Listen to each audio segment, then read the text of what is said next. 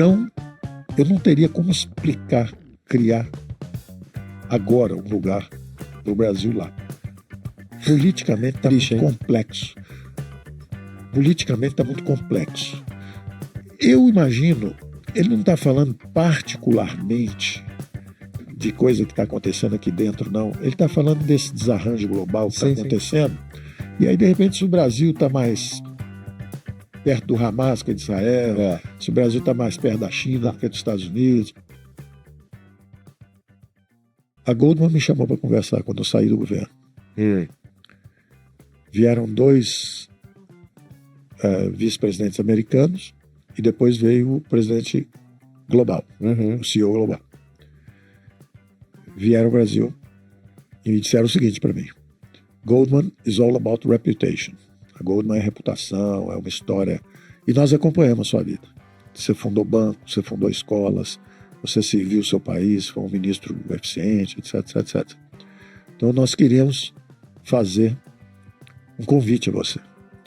Você vai ser membro, vai ser a primeira vez que vai haver um brasileiro no board internacional da Goldman. São 7 pessoas, você vai ser o 8º. Eu tive essa conversa. Eu falei, qual é o job description? Eu fico muito honrado porque o Pactual nasceu com a inspiração da Goldman. E qual é o job description? Só para eu saber. Bom, cada 60 dias você vai estar num lugar falando pela Goldman. Então, por exemplo, daqui a 60 dias você vai estar em Londres, conversar com os 10 maiores hedge funds do mundo, dando a sua visão. O que deve acontecer, o que está acontecendo na economia mundial, o que acontece particularmente na América Latina e Brasil. Depois, 60 dias depois, você vai para Nova York ou Washington, faz a mesma coisa lá. Depois, 60 dias depois, você pode ir ao Parlamento Europeu, fazer um depoimento sobre isso, sobre aquilo e tal. Eu falei, olha, é um trabalho extraordinário, honroso. E ainda falou assim, ainda participa do Bonus Pool Global. Eu falei, poxa, aí é melhor ainda, né? É muito honroso o convite e financeiramente bastante interessante também e tal. Uma pessoa mais velha, mais experiente, viajar, conversar com gente inteligente, legal, fora, né? Muito legal. Então, shake hands, conversa de 2 horas aqui no Brasil, conversa de 2 horas antes com esses outros presidentes também. De repente, vem uma ligação, 60 dias, 50 dias depois, ministro, nós vamos ter que adiar o nosso programa.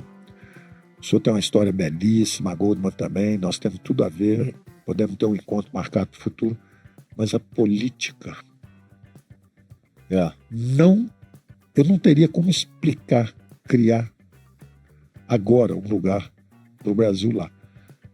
Politicamente está muito complexo.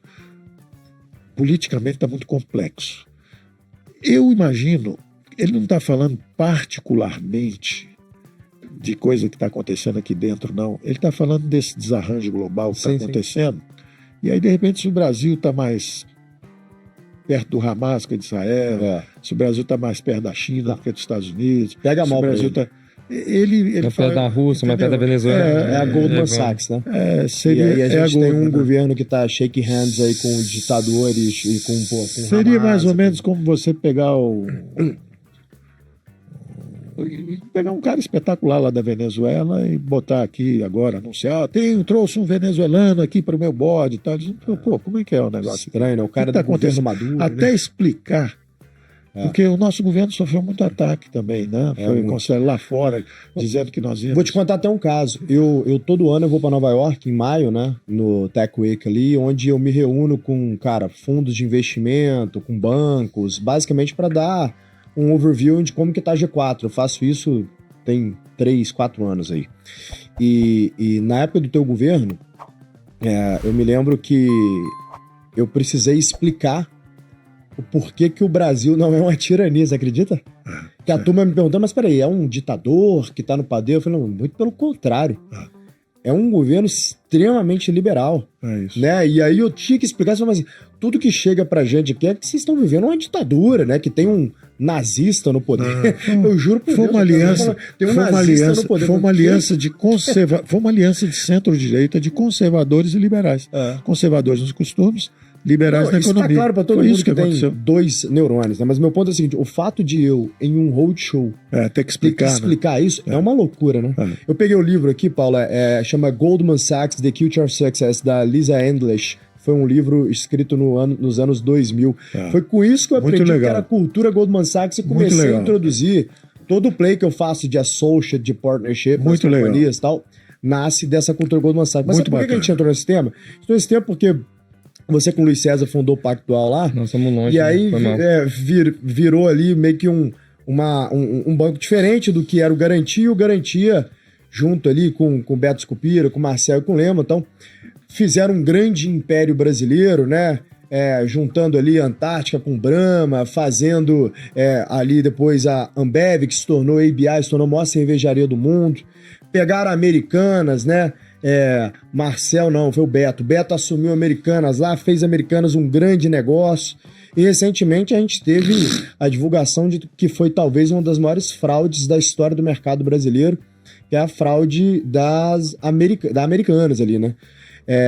Como que você percebe, pelo que você conhece de mercado ali, como que você percebe que é possível ter uma fraude dessa ordem, dessa magnitude, em um sistema de governança em gente tão bem sucedida e, pelo menos aparentemente, bem intencionada, né? Que é a turma que controla Americanas. Eu acho o seguinte. Primeiro, uma diferença que eu gosto de fazer. Aconteceu isso na época.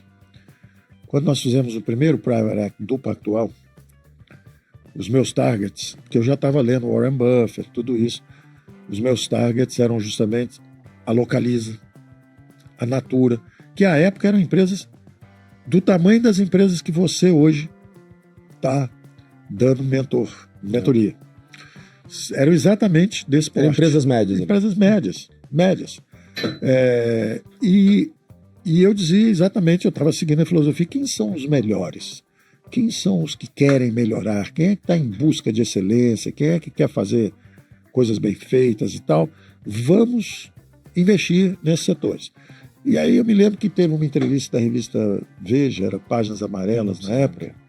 Era uma página amarela e me perguntaram, vem cá, o Pactual agora vai copiar o Garantia, que está investindo no setor real, etc. Ora, tinha tido os planos econômicos, primeiro os que deram errados, então o Pactual estava no asset management. Sim. E lançando as raízes para o futuro, preparando research, preparando investment banking, preparando as outras dimensões do banco de investimento, porque nós estávamos olhando para a Goldman, então nós queríamos sair como a Goldman. Nós estávamos seguindo aquilo. Só que é aquilo. Como o Brasil era muito instável, 5.000%, 2.000%, plano cruzado, plano Collor, tudo dando errado, o banco não conseguia sair do setor financeiro, tinha que ficar no setor financeiro. Quando a inflação começou a descer e foi estabilizando o país, aí o banco começa, então, a penetrar no setor real. Nós começamos a investir no setor real, levantamos nosso primeiro private equity. E aí eles vêm para mim e perguntam, vocês agora vão copiar? Eu falei assim, não. Eu não acredito que você possa ser, ao mesmo tempo, o melhor cervejeiro, o melhor varejista e o melhor banqueiro. Eu não acredito nisso. O desafio de uma vida, de uma empresa, é dominar um setor. Não é que ela vai dominar 3, 4, 5 setores. Nós não vamos copiar o Garantia de controlar cervejaria, banco, tudo. Não. Nós somos um banco de investimento, mas nós vamos fazer um private equity com a filosofia do Buffett. Nós queremos ser partners of choice dos melhores. Minoritário. Sim. Eu quero ser o sócio da Goldman. O que o Buffett fez? Eu sou sócio da Goldman, eu sou sócio da Microsoft, eu sou sócio da Coca-Cola, eu sou sócio do Sam Walton, no varejo. Eu quero os melhores, eu vou investir nos melhores. Eu vou ser o parceiro desses caras. Eu vou ajudá-los a crescer e vou me beneficiar também. Até depois o Jorge Paulo me ligou no dia seguinte, né? Falou, poxa, nós somos tão amigos, nos damos bem, você está criticando. Eu falei, não estou criticando vocês. Eu estou defendendo. Me perguntaram se eu vou copiar o Garantia. Eu estou dizendo, não. Nós vamos fazer outra coisa. Dito isso, são empresários extraordinários. O sucesso do Jorge Paulo com o grupo dele, Beto, Marcel, é ser meritório. São brasileiros extraordinários. Concordo. Eles viraram referência mundial de gestão. Perfeito. Não de política de investimento. Você perguntar se eles têm uma grande filosofia de investimento? Não. Quem eu acho que tem uma grande filosofia de investimento é o Buffett. Tanto que o Jorge Paulo acabou se aproximando do Buffett e disse explicitamente que queria estar perto dele para evoluir e aprender com ele.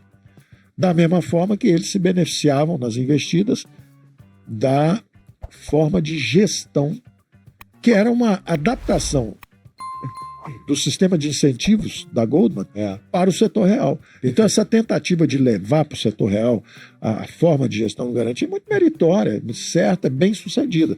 Agora, o que houve, aparentemente, foi uma degeneração cultural.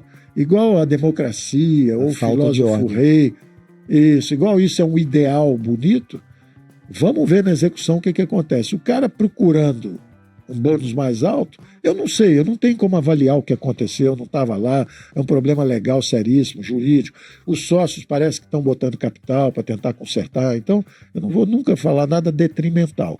Eu estou tentando entender também, como vocês. O que eu acho? Bom, o seu bônus vai depender do seu resultado. E você tem uma cultura de gestão que diz o seguinte, olha, ganhe um pouquinho, como a inflação era alta no Brasil, ganhe um pouquinho atrasando o pagamento do seu fornecedor. Ganhe um pouquinho antecipando a cobrança do seu cliente.